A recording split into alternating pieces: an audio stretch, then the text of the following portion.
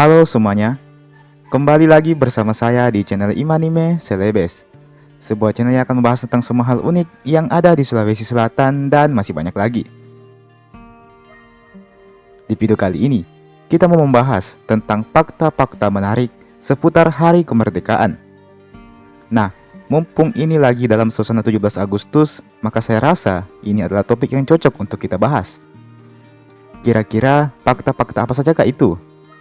Beberapa fakta berikut ini mungkin belum kalian ketahui.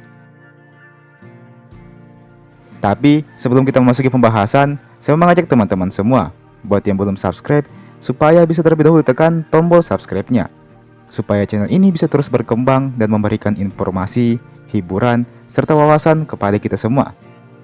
Oke? Kalau sudah, langsung saja.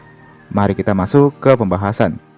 Inilah dia beberapa fakta menarik seputar Hari Kemerdekaan Indonesia.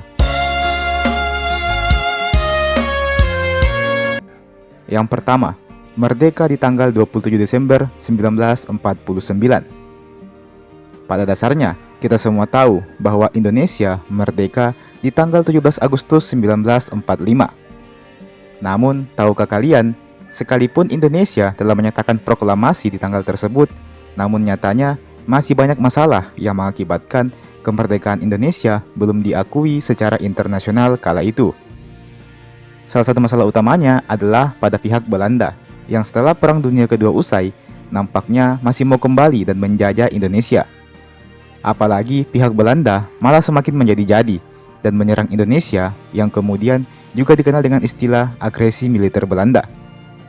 Beruntung, aksi Belanda kala itu mendapatkan kecaman dari PBB.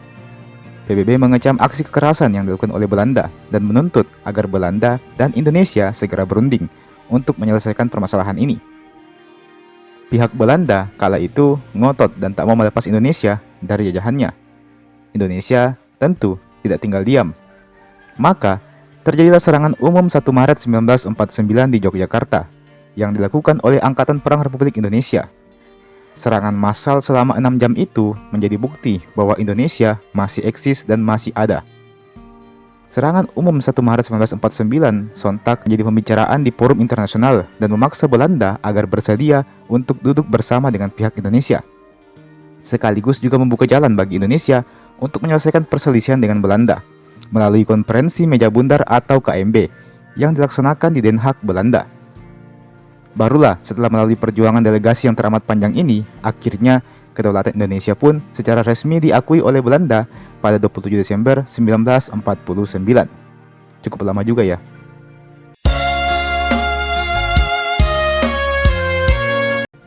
Yang kedua, penulisan teks proklamasi dalam tulisan tangan. Tahukah kalian bahwa naskah teks proklamasi yang ikonik ini merupakan hasil dari tulisan tangan Soekarno dan Muhammad Hatta di atas selembar kertas berukuran 34,5 cm x 22,5 cm yang diambil dari amplop Hotel Yamato, Jakarta. Teks proklamasi kemerdekaan Indonesia ini dirumuskan dan ditandatangani di Rumah Laksamana Tadashi Maeda, seorang perwira Jepang. Kini lokasinya dijadikan sebagai museum perumusan naskah proklamasi yang terletak di Jalan Imam Bonjol nomor 1 Jakarta Pusat.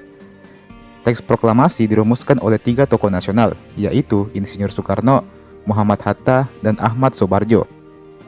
Barulah ketika disetujui, kemudian teks proklamasi tersebut diketik ulang oleh Sayuti Melik.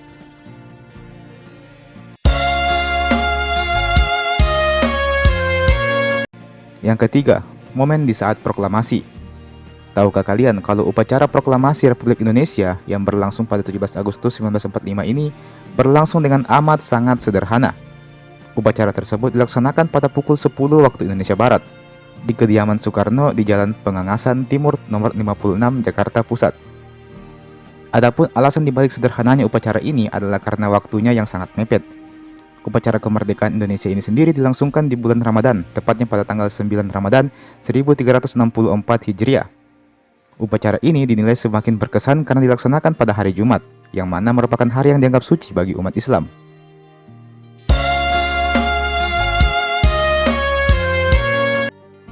Mungkin tak banyak yang tahu bahwa Insinyur Soekarno pada saat sedang membacakan naskah proklamasi itu sebenarnya dalam kondisi sakit. Sebagaimana yang dikutip dari website MNC Play menjelaskan bahwa pada saat itu Soekarno terkena gejala malaria tertiana yang mengakibatkan suhu badannya tinggi. Pada waktu 2 jam sebelum proklamasi pun dia masih tertidur pulas. Beliau bahkan sempat mengeluh karena demam yang dialaminya. Setelah mendapatkan perawatan dari dokter, beliau pun beristirahat sejenak dan kemudian terbangun pada pukul 9 waktu Indonesia Barat, tepat 1 jam sebelum proklamasi. Beliau kemudian langsung berdiri dan melanjutkan upacara proklamasi kemerdekaan Indonesia.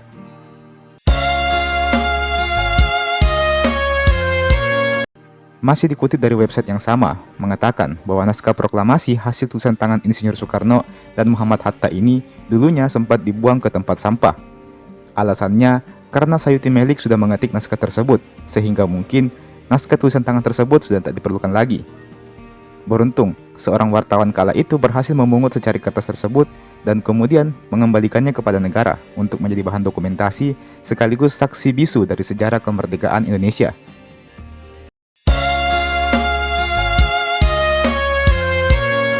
Dan teman-teman, itulah tadi beberapa fakta menarik seputar proklamasi yang saya rangkum dari berbagai sumber. Dengan hari kemerdekaan Indonesia yang sudah menyentuh angka ke-78 tahun ini, maka menurut kalian hal-hal apa saja yang masih diperbaiki agar Indonesia lebih maju lagi ke depannya? Silahkan menuliskannya di kolom komentar di bawah, oke? Jangan lupa untuk like ini video, jangan lupa juga untuk share ini video ke teman-teman yang lain, dan jangan lupa juga untuk subscribe ke channel ini. Nyalakan juga loncengnya supaya tidak ketinggalan kalau ada video baru yang saya upload di channel ini, oke? Terima kasih banyak telah menonton sampai habis dan sampai jumpa, sampai bertemu lagi di video berikutnya.